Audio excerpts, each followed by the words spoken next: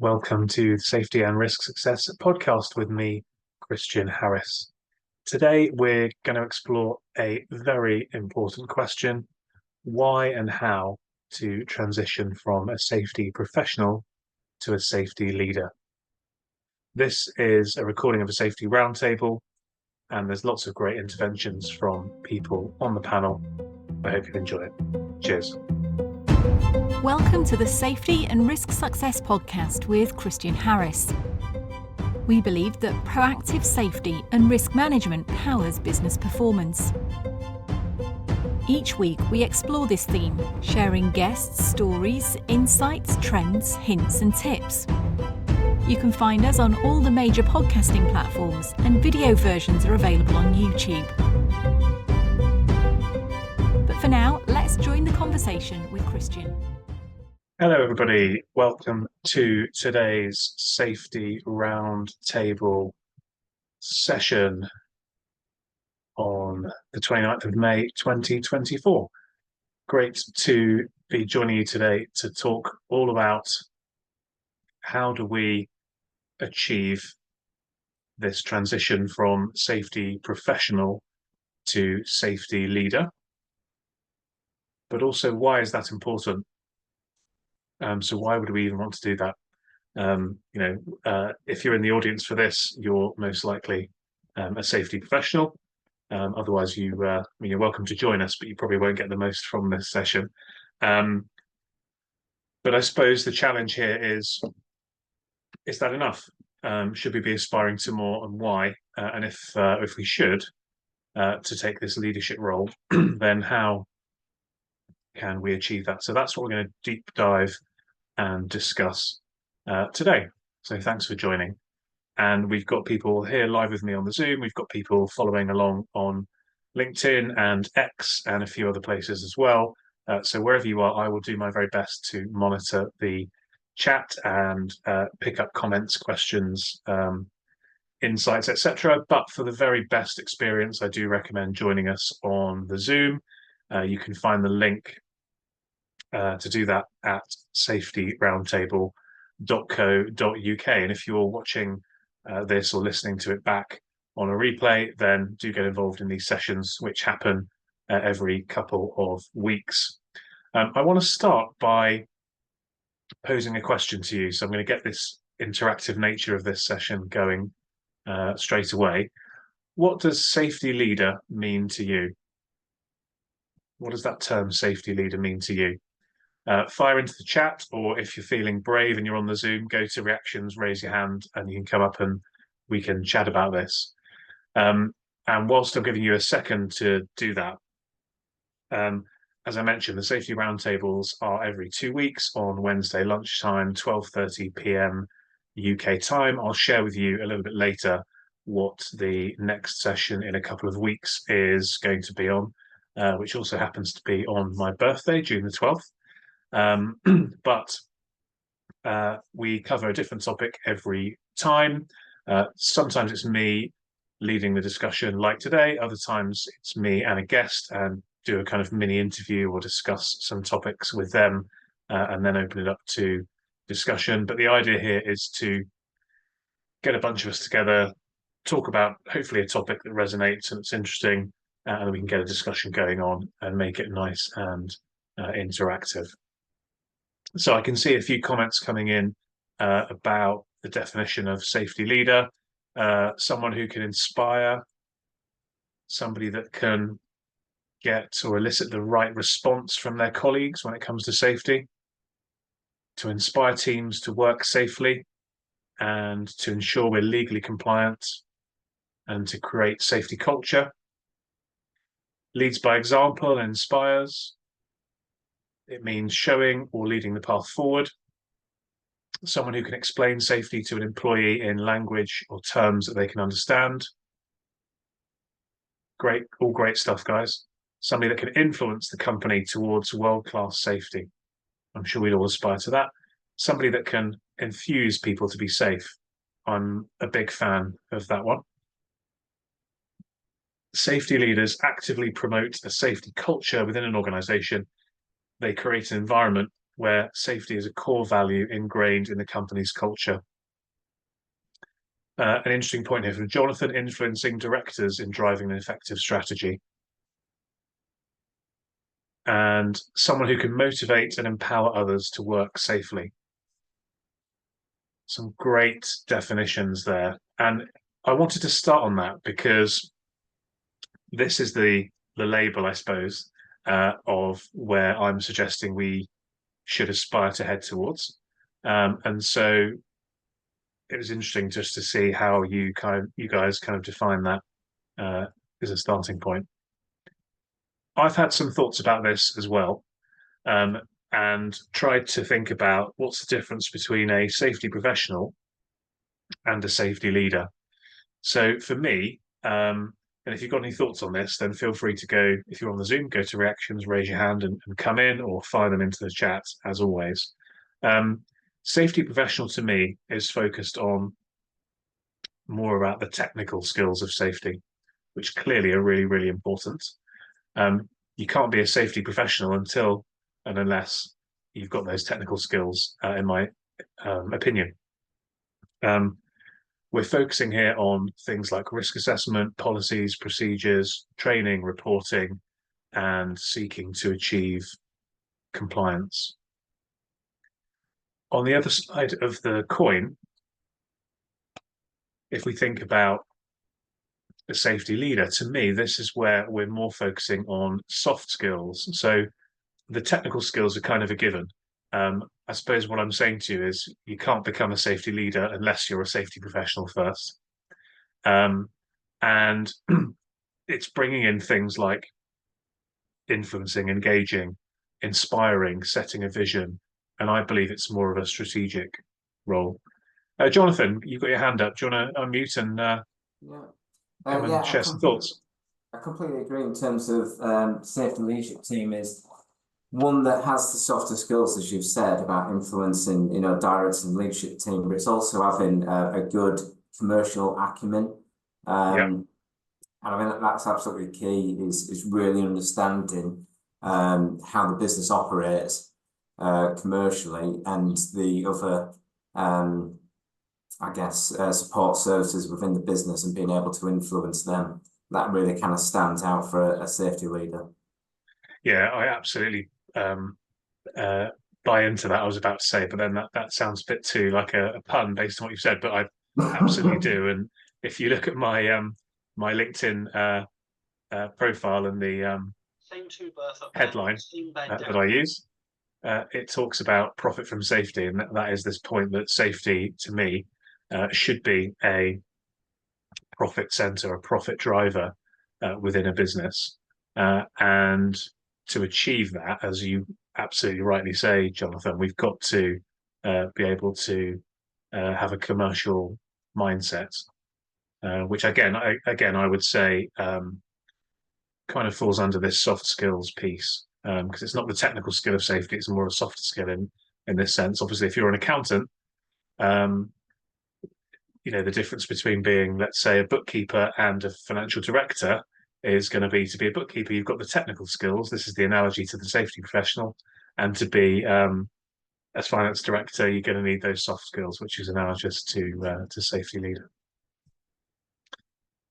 I like this comment from Mark here. So, what's a safety leader? Someone who gets their message across effectively at all levels, but maybe makes it humour related too. I have to say, a good tip for you if you're trying to get engagement on social media is to try and bring in a little bit of humour if you can, because it does seem to, we're all humans, and it does seem to get some good traction. So if we can sort of say, right, that's what a safety professional is, and that's the foundation to being a safety leader, and here are the differences that a safety leader needs to focus on or achieve. I think that's a good starting point for us. So why would we want to do this? Why would we want to become a safety leader rather than, in inverted commas, just a safety professional? And I say that because obviously, there's nothing wrong with being a safety professional. It's critical and important and vital, and it's a great thing to do. But I suppose I'm just putting this out there as a thought exercise. Let's think about you personally. If you could have more influence and impact, if you could enhance your skills, if you could get recognition and credibility, if you could achieve higher job satisfaction, if you could advance your career, these are all of the outcomes, the benefits, I suppose, in my experience and my opinion, of becoming a safety leader. And what does that mean? It means fun, achievement, progression, and of course, financial reward. Because as Jonathan just alluded to, if you're taking that leadership role, you're going to be engaging in with more senior people. You're going to have a more senior role yourself, and that's going to come with obviously, or it should come with a bigger paycheck as well. But what about for your organization? I often speak about if you need to influence people or sell in inverted commas somebody on doing something, you've got to think about what's in it for them. So we've given you the what's in it for you, what's in it for them as in the organization. More effective risk management, a better safety culture. This is if you can be a safety leader, these are the things you can help to achieve.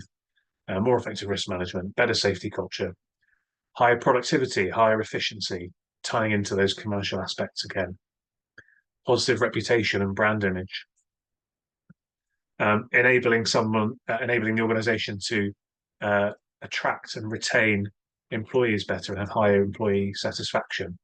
And what does that mean overall? Better safety outcomes, and safety being both valued and embedded as a key driver of success. I think somebody said safety being a value earlier on. So if we can achieve this change, this transition, this development from a safety professional to a safety leader, there should be big benefits, both for us as individuals on the path that we're on to craft a career and make an impact, and for the organizations that we're working with. Any thoughts on that, guys? If anybody wants to kind of come in and think about anything I've missed or challenge me, then do feel free. We want to be. I want this to be as interactive as possible. Come on, Jonathan, you got another comment? Yeah, sorry, I don't want to dominate this. I've just seen a comment actually, and it was quite interesting that lots of businesses don't actually want a safety leader. And I would completely agree with that from my experience as well. I think all too often you don't have the health and safety function at a leadership level, or at least at a director level, and it is challenging to get businesses to buy into that. So yeah, that is a big challenge. But the only other thing I was going to add before I saw that comment is that individual safety professionals really need to, as you said, show what's in it for them, and speak in their language and get them to buy into it. And actually showing that health and safety is an enabler, rather than preventing production. It's about doing it, but doing it right. And I think that's kind of a key change that lots of safety professionals need to think about, how they can promote it as an enabler to support the business to be effective and for it to grow. Yeah. Has anybody had any sort of personal experience that they'd be willing to share about this piece around, we don't want a safety leader?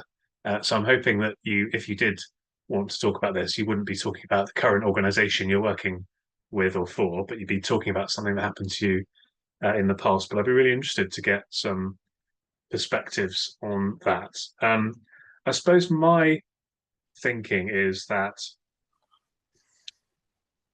should only happen if it's almost a chicken and egg scenario.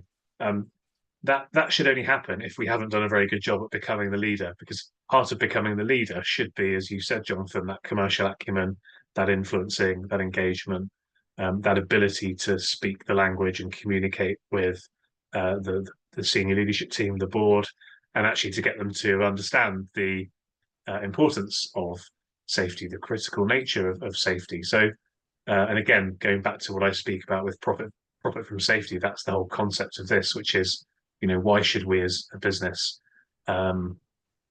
for any organisation really buy into safety and embed safety properly. So I do think that it is a bit chicken and egg, but if we're in that situation, I suppose the challenge there is we need to um, work on those skills to influence and engage and persuade our colleagues that they should be doing more than just paying lip service to this. Yes, Chris. Just I've got an example. So one day I was looking for a job and then I applied. I got into the interview. They asked me which is the best for you. Is it a high priority for you? Is it like safety or production? So as a manufacturer, I say to them safety. So I wasn't successful on that job. So I asked my friend he used to work with them. Yeah. Sorry for saying this as an obvious way, but there are no other option to say it. But he said to me, no, they don't recognize safety as a priority. So I was lucky not being successful. Yeah, I think, look, we can do so much here as well. If people are closed-minded and have that perspective, then you're not going to change their mind in a job interview, that's for sure. Because getting someone to change their worldview is takes a long time and it's a process. And yeah, it's just not going to happen that quickly. So it sounds like you had a good escape there. I suppose it's an interesting question to think about, that specific question. What's more important, safety or production? And I suppose the way that perhaps you could have framed it is, well, in my experience and using data from other organizations, I would say that safety is the most important, because if you are safer, then your production levels are going to be higher, more consistent, your quality will be better, etc., etc. So I suppose that's kind of the way maybe to think about that kind of question going forward. But if somebody is of the mindset that safety is a waste of time, which obviously is not going to be anybody listening to this, then yeah, you're in a difficult spot. Richard, do you want to unmute and join in? One of the things I find interesting around this conversation, this is something I'm looking at a lot more within my industry and people I work with, is we still have a disconnect with how we train everybody. So we train people to be safety professionals when they go through courses like IOSH and NEBOSH, or if they do an MSc, for example. We train people in HR about managing people, but there's very little interlocking between the two. So we train people either to be a HR person or a safety professional. We don't actually do a great deal very well in this country about the wider holistic reasons for doing health and safety and what it means to be engaging with people. So if somebody goes and does a NEBOSH certificate or a NEBOSH diploma, they're taught the technicalities of health and safety. They're taught clause numbers, they're taught regulations, they're taught examples. There's no aspect of that that actually spends a representative amount of time on how to talk to people, how to engage with people from that perspective. And I think that's an area where a lot of industries, a lot of sectors within the UK and overseas could benefit from, because I think that might help bring people towards being more of around a safety leader. It's the same even for the HSE NEBOSH for directors. It's the same sort of thing. It's teaching them about the technicalities. It's not teaching them about engaging with people. And however anybody looks at numbers, health and safety is about people. And I think we tend to forget that. We can get lost in a world of statistics and charts and graphs and data analysis. We're all about the people. We are a people process. Yeah. Christian, could I just come in with a slightly different? Yeah, please do. Yeah, how are you doing, Daniel? Firstly, very well. How are you? Yeah, good, thanks.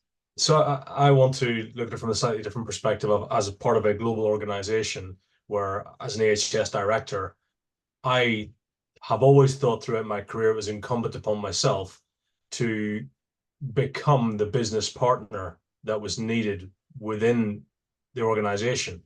So as an AHS professional, you learn your technical skills, you learn the business, you learn everything you need to know to ensure that you are looking after your people.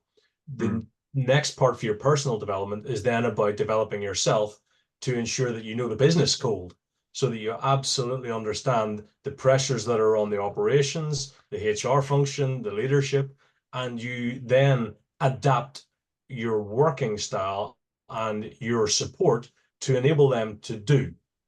You know, we historically have had the view that we were a function that was there to say no. And I don't think anybody around this table now wants to do that. We want to support our businesses to say, yes, we can, but we have to do it safely. But to do that, you have to be a real partner within that business. So I would encourage everybody on this call to learn to be that business partner, which then enables you to be that safety leader. Yeah, I love that. I definitely agree with that, and exactly with what Richard was saying, which is an extension of that as well. I mean, how what sorts of things have you done, Daniel, to to give us a flavour for this? We're going to get into the how in a minute, and I'm going to give some thoughts on that as well. But I'd be interested to get your perspective on this as somebody who's walked this path. What could you give us sort of flavour for some of the things you've done to develop your own skills and mindset and so on? Certainly, from early point in my career, I understood that I had to know as much as I possibly could about as many industries as I possibly could. So I went from a very small waste business initially into a business advisory role where I went to see many industries around Lancashire, and then into consultancy, and then finally into industry. So possibly the reverse of what many safety professionals do, but it gave me a really good grounding. What it also enabled me to do was to learn to speak to people at all levels within an organization. So whether you're talking to the shop floor doing a noise assessment, or whether you're speaking to the managing director or the operations director and trying to give them advice on the law, you have to be able to have that balance of being able to engage with the right audience in the right way at the right time.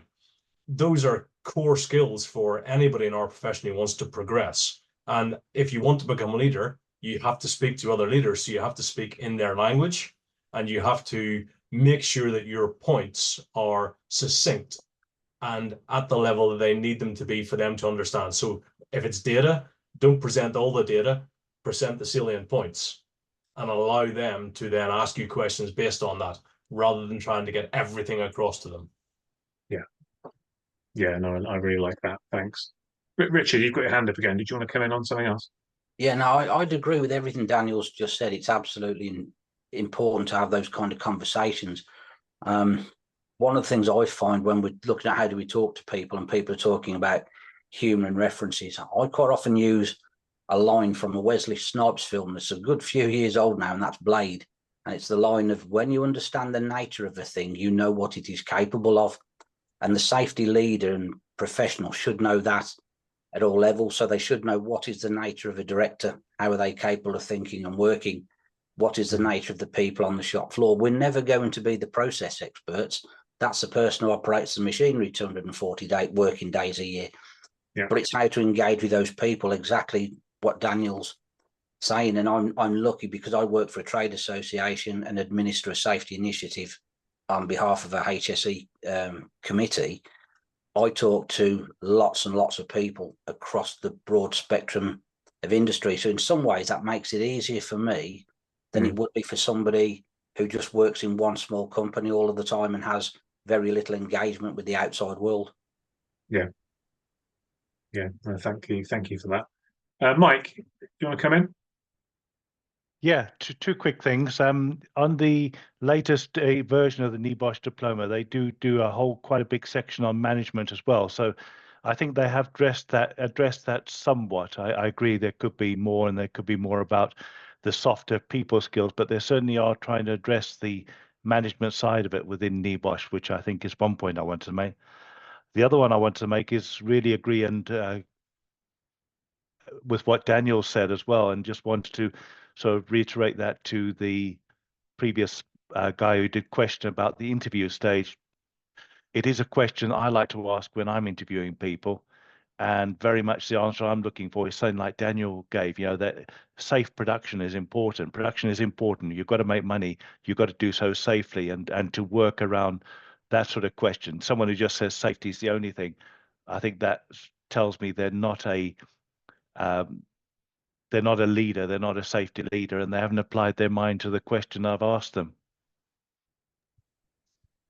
Thanks, Mike. And that's kind of part of the reason for putting on this discussion is we can hopefully help people who are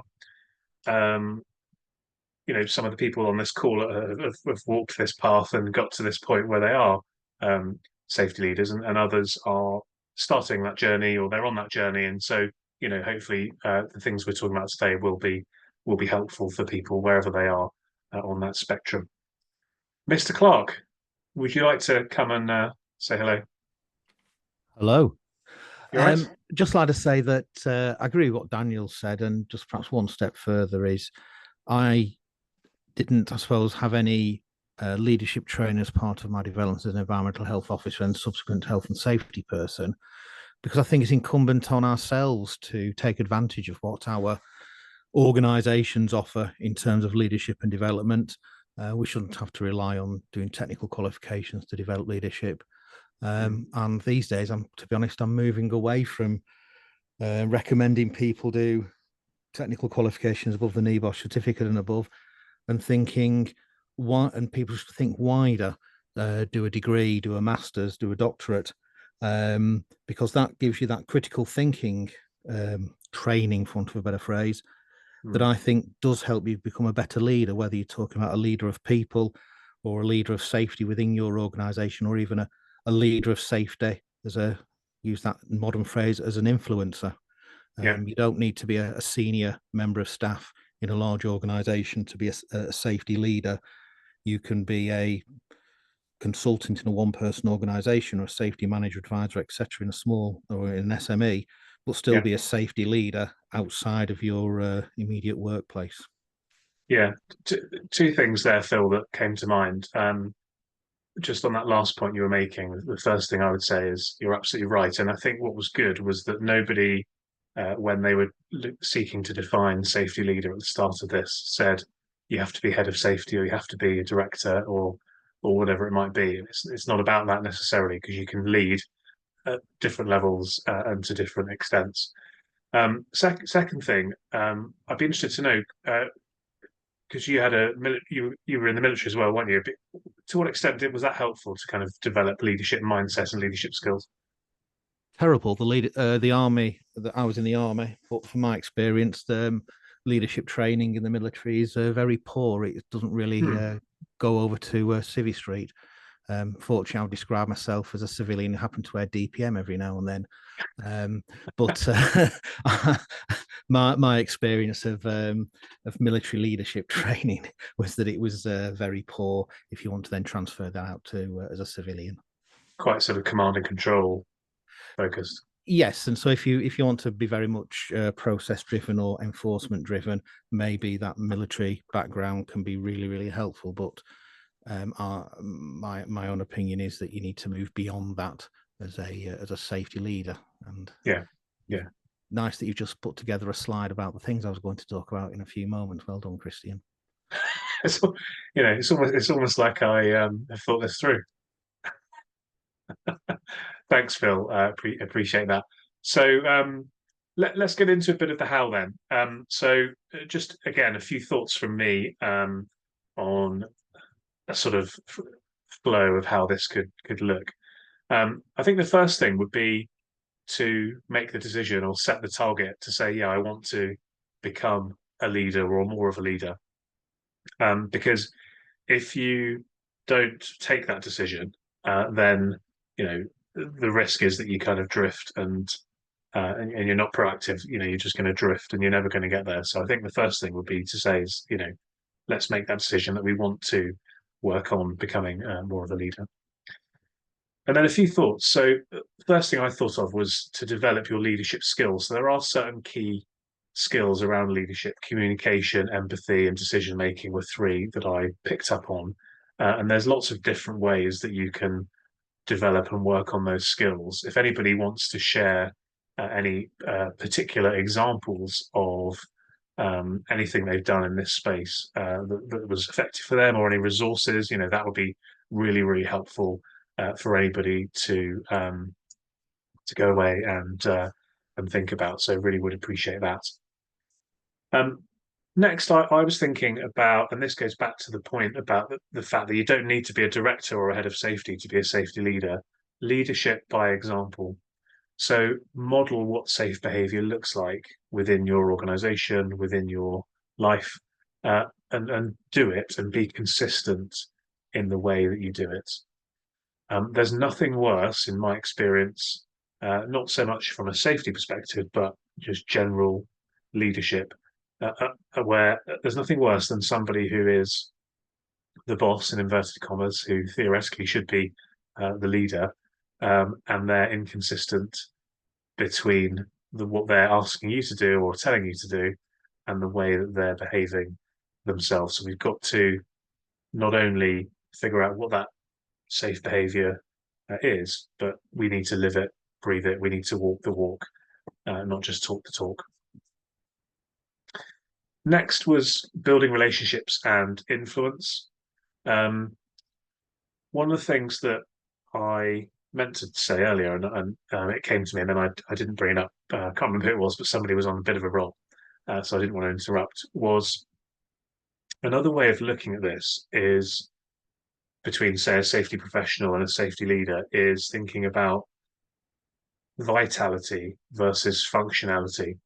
I think I've spoken a little bit about this when it comes to AI, because my belief is that there are certain functional aspects of many roles, but safety being one of them, where we're doing repetitive tasks, data-led, where they're important, they need to be done, but they're more functional. And then there are certain tasks where they require particular skills, mindsets, abilities that are more vital. And vital is not to say they're more important as such than the functional task, but they require a level of vitality to achieve them. And this is where these kind of softer skills come in.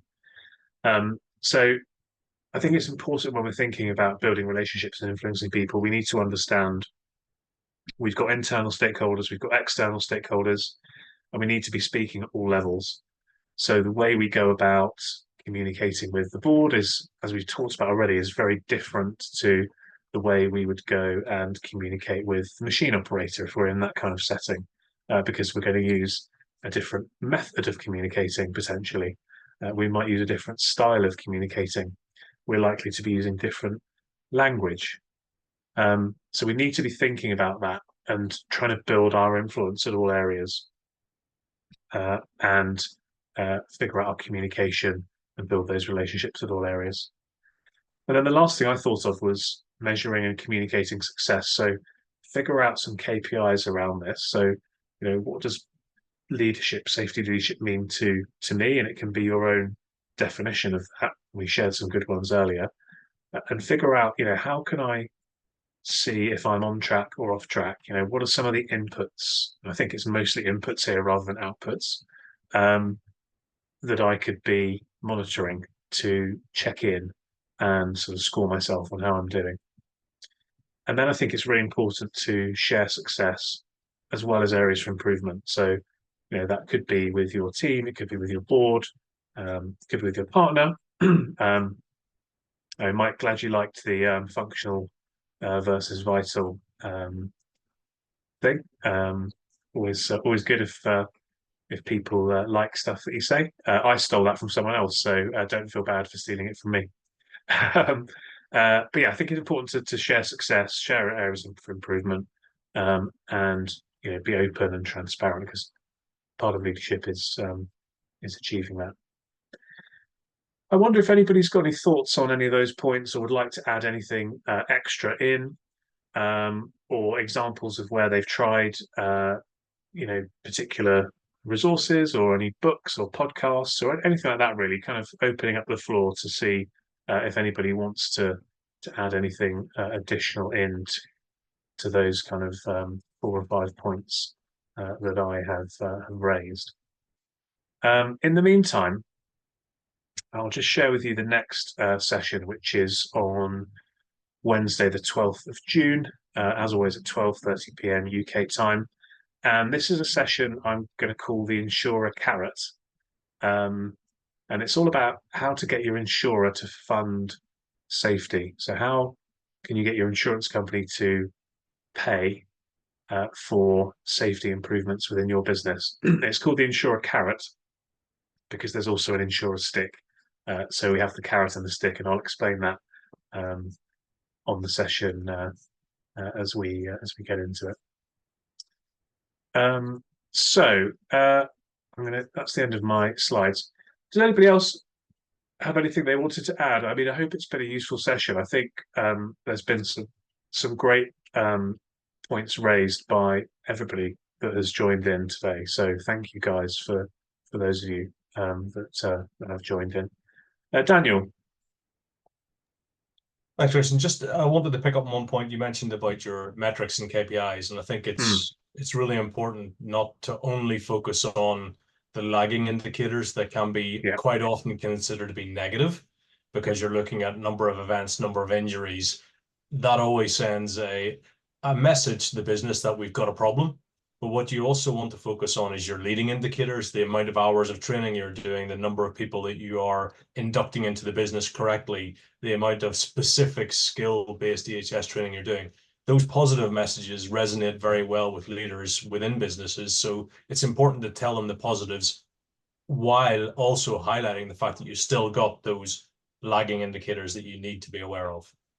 Yeah, absolutely. I think I used the word inputs, and I fully agree with that. I use an analogy here around sales. So clearly, if you're the sales leader or the head of sales, or you're a sales manager or whatever, if you're responsible for sales, ultimately you will be judged in one way or another on your outcomes, because your job is to sell. But anybody that really knows sales will understand that you can't control the outputs, you can't control the outcomes. You don't have 100%. You can influence the outcomes, you can influence how many sales you make, but you can only influence that through the inputs, the leading indicators, as you say, that you put in. So, how many phone calls have I made? How many emails have I sent? How many coffees have I had? And all of this other stuff. So I would use that as a bit of an analogy for this. Yes, we all want the outcome of a safer business, a safer world, etc. But we can't control all of that stuff. But there are things we can control. And so focus in on those, I would say. Gareth, how are you doing? Not too bad, Christian, thank you. Yeah, agree with what Daniel says there. Those KPIs are really important, and moving away from the lagging ones is so important because it gives the positive story. And the positive story is what you said. We've got to sell this. The importance of selling is we're not commercial people. We're not on the sales team. But everyone has a sales role in their function. You've got to sell the benefits.